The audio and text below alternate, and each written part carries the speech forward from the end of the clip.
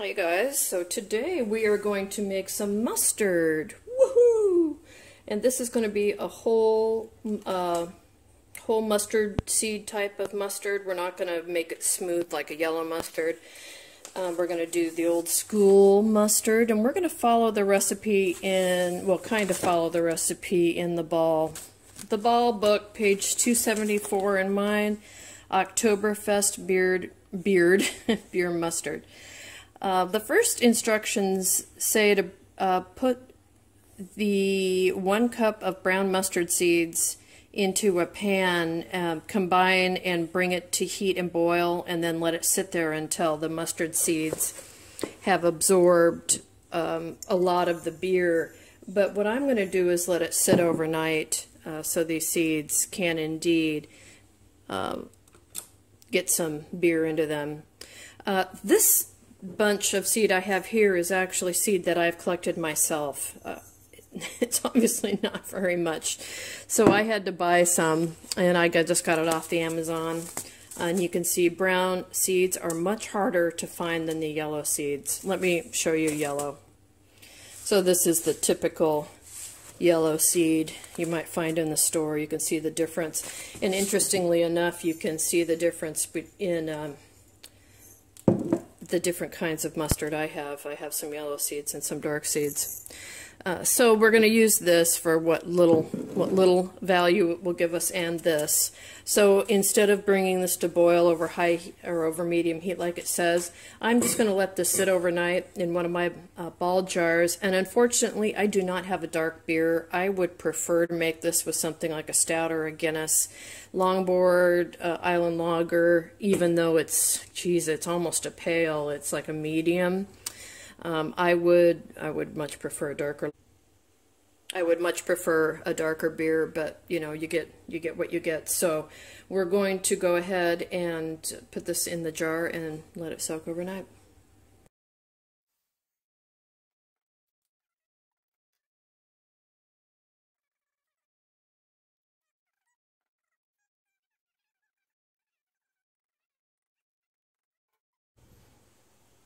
Okay, so we let this beer and mustard seed mixture sit overnight. And you can see really these little mustard seeds have absorbed a lot of beer. There's still obviously some in there, which is great, because now what we need to do is blend these two together. And remember, this is going to be a whole seed kind of, or a crushed seed kind of mustard, like you might get at a English pub, right? Like Oktoberfest mustard is what they're calling this, but this is going to have some bits of the seed in it that you can really see. So we need to blend this up. Now you could use a blender, you could use a food processor. I'm going to give my immersion blender a try directly into this jar, and then after we mix this, we put it into a saucepan on the stove, and then we add some more ingredients. So I'm going to, let's give this a shot, see if there's hopefully not too much fluid in there so this doesn't go spraying everywhere.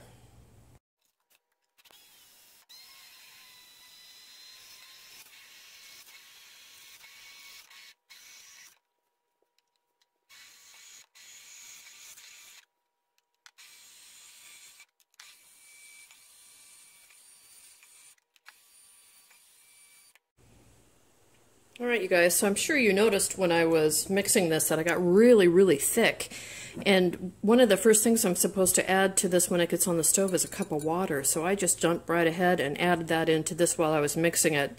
And bravo, it went really well.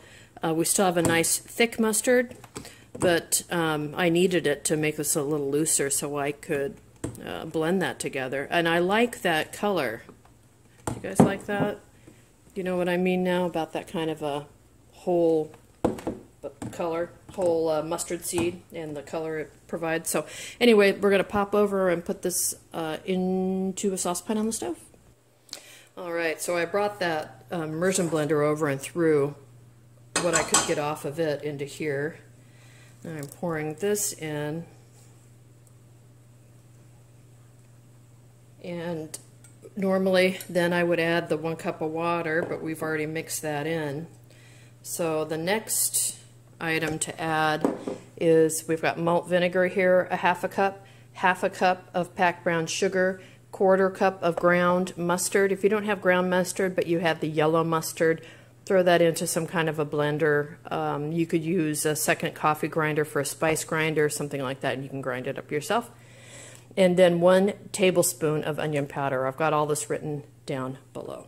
So what I'm going to do, since I have a little bit of liquid here, but I still have beautifulness in there, is I'm going to add this to that, and I'm going to grab a lid and shake her up. See how it goes. Get every little bit you can, right? Why not? Alright, so that actually worked pretty well. It smells really, really good in this kitchen right now. It smells like I should have bratwurst.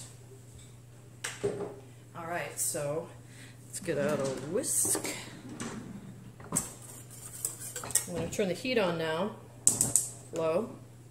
So I added my malt vinegar. Now I'm going to add my half cup of brown sugar,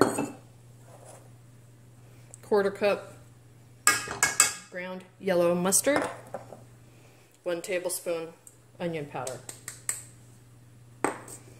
So now we're going to whisk this together and then bring it to a low boil, and we're going to start reducing. It says to reduce, what does it say? It says to bring it to a boil over medium, boil for approximately 15 minutes to reduce this volume by 1/3.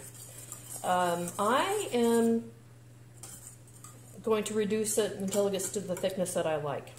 Since this has been soaking overnight already, it's probably not going to get that much thicker in the jar. So I'm going to, let's just eyeball it, and I'll let you know how far we get. Just to give you some idea about volume here, this is supposed to make 5 4-ounce jars. So if you're not new to canning, this is an old jelly jar that's 4 ounces. This is a pint jar, and it would be half of this. So this is actually half volume of that. So it's supposed to make 5 halves, so we would make 2.5 of these regular pint jars. So it's not a lot, but you know, probably how much of this mustard are you eating over the course of a year? We happen to eat a lot of mustard, which is why I'm making this. Plus I want to know how to make condiments from scratch, utilizing things that I grow myself. So this is a nice, easy first step since I have lots of mustard seed. Anyway, we're going to boil that down and then we'll come back. All right, while this is going, I wanted to give you just a word of caution. When this bubbles, because it's so thick, it's like that hot lava, don't get burned. I've moved it now to the back plate here, and I'm just kind of keeping some distance from it. This is also my simmer plate, so I can keep it down pretty low. But yeah, it's popping here, and I'm sure we'll have mustard all over the place soon.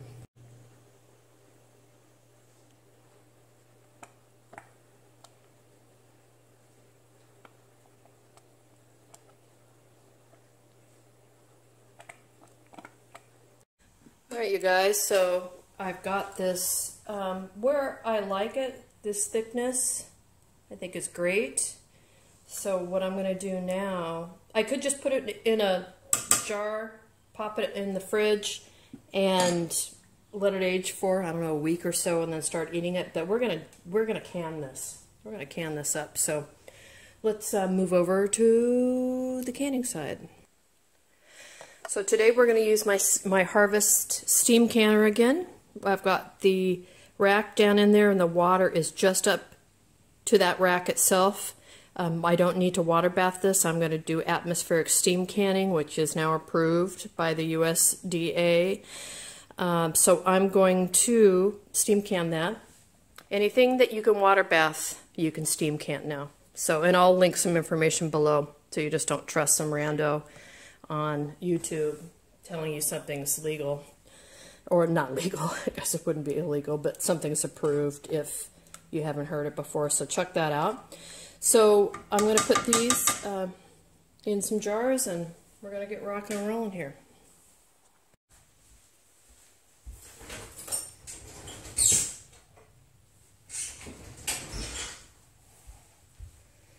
But I like to put my jars into some kind of container so I'm not spilling everywhere.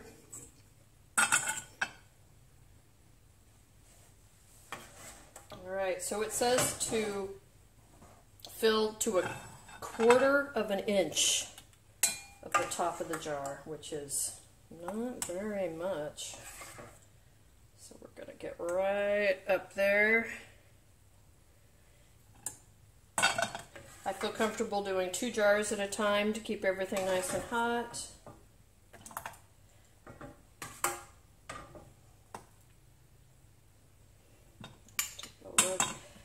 You'll need to figure out a way for yourself to know how high 1/4 inch is, or however high the depth is of what you're working with. It's so hard to show on camera, but it's about 1/4 of an inch, and right now I know it is because I have the experience to know it is, but you're going to want to figure out some system for yourself on that.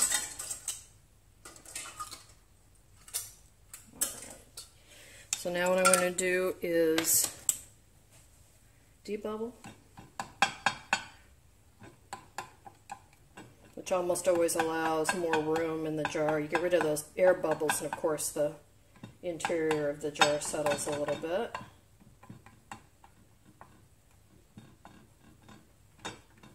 Alright. And then I've got some white vinegar over here. I'm going to go over the top of the jar. Try not to get any mustard on the rings. So what you're doing here is just cleaning those rings, making sure that the lid can stick. There's no little mustard seeds in there to get in the way. Those little shits, they like to jump up. Alright. Lid. Lid. Jar's hot, lid's hot. Mustard's hot. I might need a towel because this is hot. Finger tight, which means don't reef. Alright, so now we're going to put one of these in the canner, and so you can see what I'm talking about how deep this water is. See? Just right on top of the canner. That's it. On that wire rack. It's a regular canning rack. It's upside down. It's made to go into this canner. So there you go. Alright, so I'm going to repeat this until I don't have any more mustard, and you probably don't need to watch that. Surprise, I'm back. The ball recipe said I should get about 5 jars out of this. I have gotten 4, which isn't that unusual. Sometimes things vary with the ball jars. But what I did do is I peeked in my refrigerator, and I noted that I don't have any whole grain mustard in my fridge right now.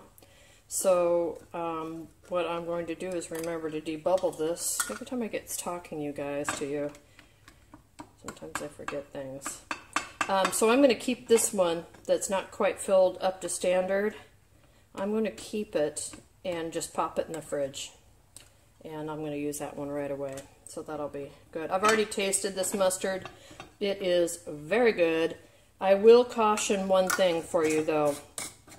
Make sure you like the beer that you have picked to soak the mustard seeds in. I'll tell you why. Because the beer that I picked is very strong in this. And because of the kind of beer it is, it gives it a little bit of a bitter taste. Now I'm okay with that. I like the beer. It's a little bitter, but if you don't like bitter beer, you may not like this done in this way. So just make sure the beer you pick is a beer you really like. So, okay, now what do we do with the steam canner? I'm at sea level, which means I'm going to pay attention to this outer ring. This handle on the canner is actually a temperature gauge as well. So the outer ring, you see where it goes blue, blue, blue, and then it goes to a dark green over there. You may not be able to tell very well. I can't really see that in the camera. But when it gets to that point, then the internal temperature is high enough. I'll see steam coming out of the steam holes, and that is when I start timing my mustard. And let's see here.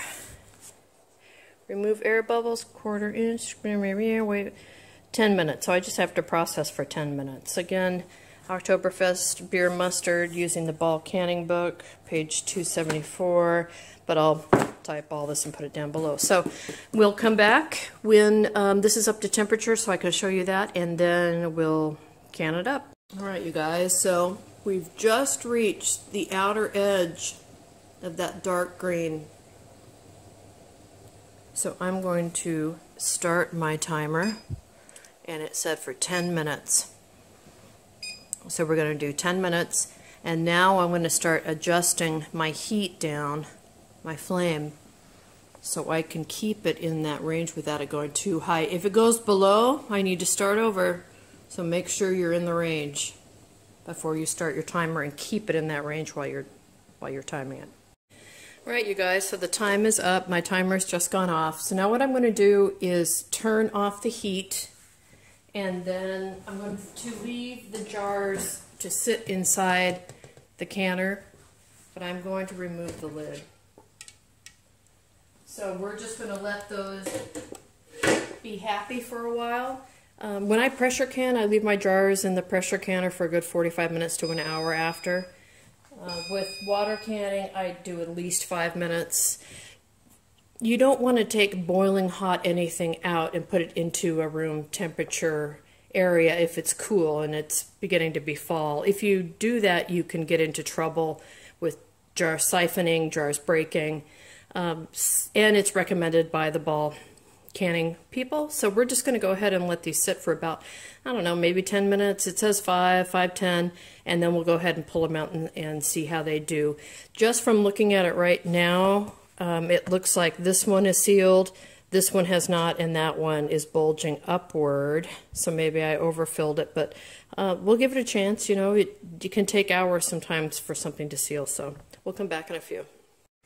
Alrighty, we're back. So let's go ahead and take these out to join our unprocessed jar so we can put that in the fridge. So one, nice and sealed. 2, sealed up. And 3. Sealed. So all of them sealed just while they were waiting in that pot here. I'm just going to go ahead and tighten these up a little bit. They always get kind of loose when they're in there. Let's take a look. This is thickened up quite a bit actually. I didn't think it would thicken up so much, but it looks like it has. So this is awesome. Yeah, so I'm going to go ahead and mark the tops tomorrow. I'll write out directly on the tops and put them away in storage. They'll keep indefinitely as long as this lid is sealed down. It should still be good. This one I'll pop in the fridge and see maybe it's about the same. Oh, it's a little looser, isn't it? That's okay. When it cools down, I'm sure it'll thicken up a little bit too. So once opened, I don't know, how long does mustard keep? A year? Keeps a really long time, doesn't it? So anyway, there you go. There you have it. That's a stone ground mustard for you, or beer mustard. Make sure you use a good beer. And yeah, there you have it. Let me know if you have any questions.